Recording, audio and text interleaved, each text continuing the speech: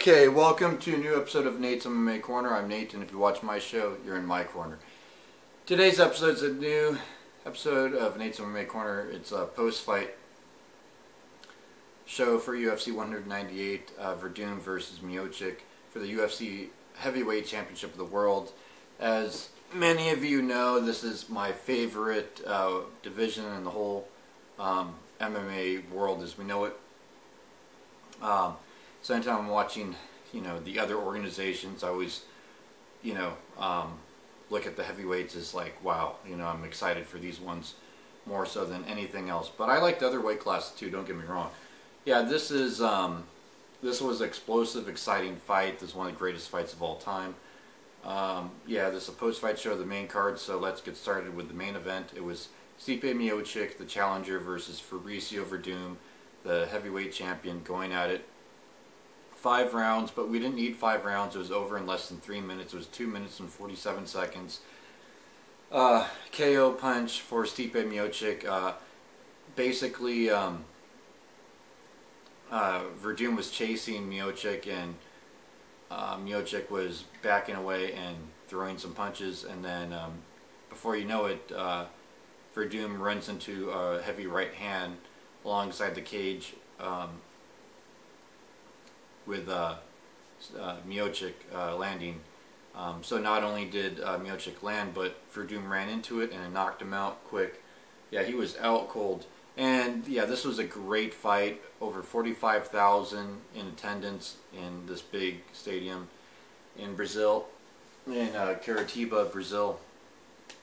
Yeah, so Stipe Miocic is your new heavyweight champ of the world. Then in the co-main event, we had Ronaldo Souza versus Vitor Belfort. This was over first round TKO punches. Souza got him to the ground and ground and pound, top position. Yeah, it was 4 minutes 38 seconds, and this was a middleweight clash of the ages, 2 top-ranked middleweights, and Souza, I say, is definitely in line for a title shot. And yeah, I guess now that we're talking about the middleweight division, I'm happy for Bisping. Thank you, Michael Bisping, for saving UFC 199. Good luck to you, and good luck to Luke Rockhold. And thank you, Luke, for taking the fight. And Michael Bisping, thank you for coming in on short notice and saving this card, because, yeah, I definitely plan on watching UFC 199. And that's going to be a great middleweight title fight. And, yeah, I think the winner of this fight should possibly face Souza.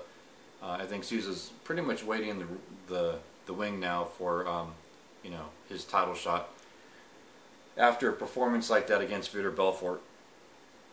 So yeah, it was 4 minutes 38 seconds. TKO punches for Ronaldo Souza against Vitor Belfort, and then in a catchweight bout, also in the main card, we had Cyborg versus Leslie Smith. This was 1 minute 21 seconds in the first round. Yeah, Leslie Smith, she tried her best at just the heavy hands of Cyborg. Big fan of both these ladies. They're both amazing people. It sucked to have to see someone win and then someone lose. I want to see them both win, but obviously that can't happen. This is one of the best fights on the whole card, top to bottom. Because, Leslie Smith, I mean, she tried, for as long as the fight lasted, she tried, and she just got caught, and it happens. And Cyborg, she did a good job. It was a quick knockout, just TKO punches, and, she caught her and capitalized, and that was the end of it. Then in the light heavyweight division, we had Mauricio Shogun versus Corey Anderson. Now this one, man, you know what? I looked up the stats on this one because I thought the judges got it wrong.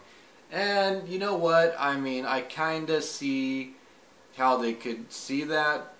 I don't feel as bad, but I still feel like Corey Anderson won this fight.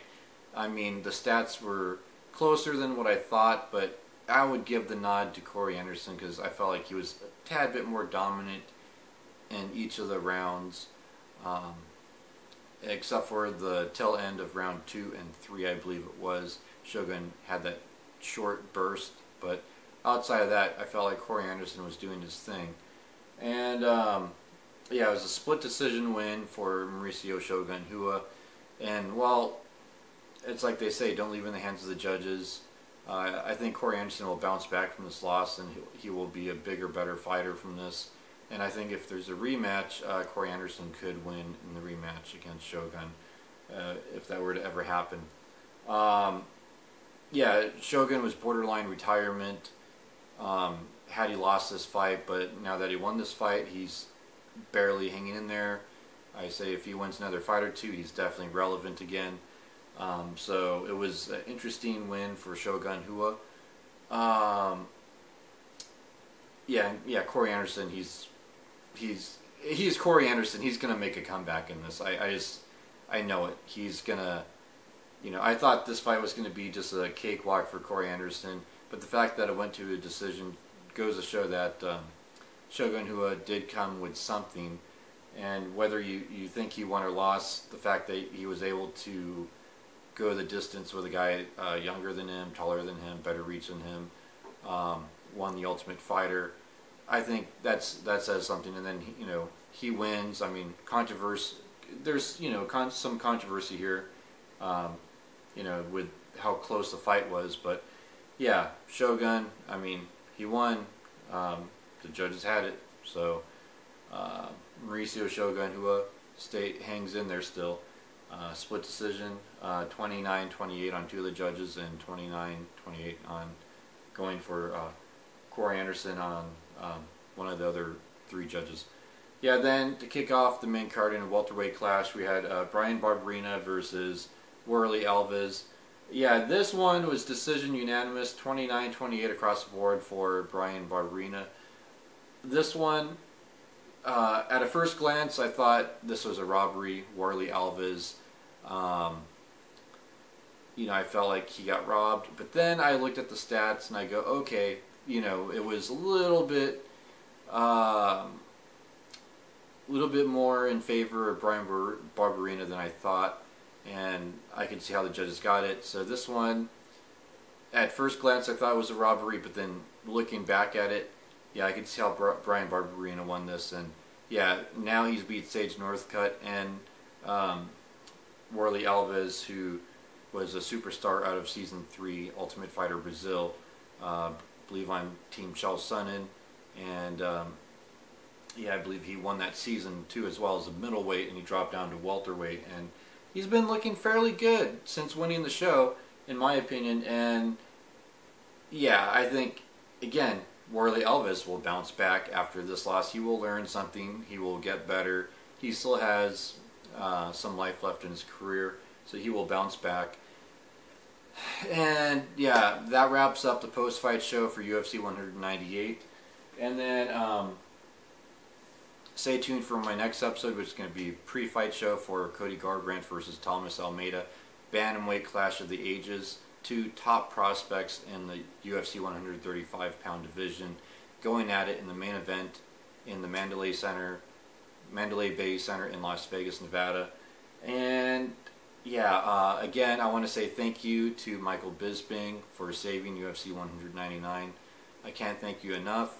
You're a true gentleman, a true sport.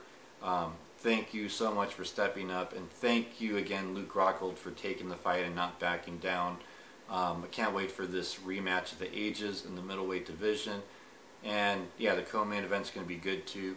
And then also check me out on Facebook, Nate Craig, Lance Palmer, former World Series of Fighting featherweight champ, did a shout out to me. He answered some of my questions. And so if you go to my Facebook page, Nate Craig, you will see I posted the link on my Facebook page where Lance Palmer mentions my name. It was 14 minutes into the video he mentioned my name.